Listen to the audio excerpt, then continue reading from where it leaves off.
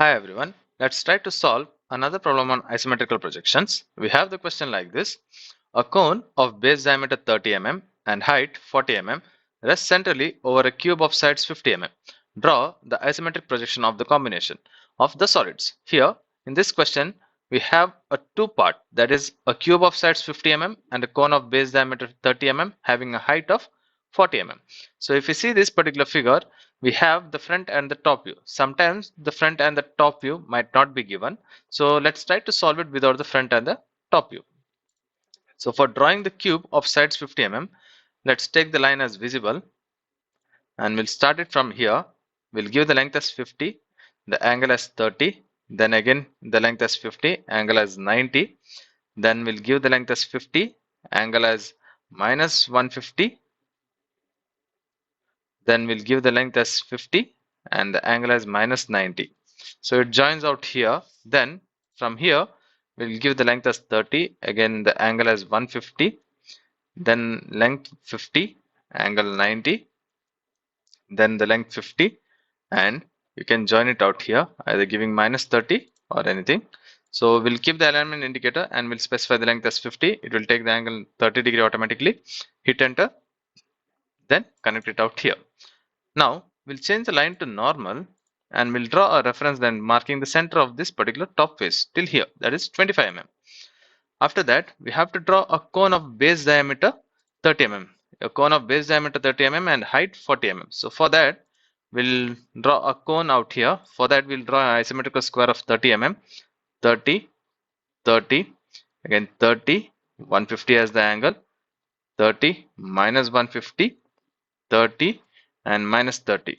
This actually gives the isometrical square. We'll zoom this particular area and we'll complete the cone base. Now we'll connect from here till here and then we'll divide it from here till here. From this particular point to the opposite side, center. From this particular point to the opposite side, center. From this particular point similarly on to this side, and from here also to the center of this line.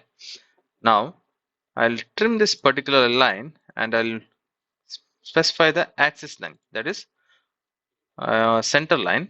So we have the axis as 40 mm, height of 40 mm. So from here we'll give the length as 40 mm and hit enter.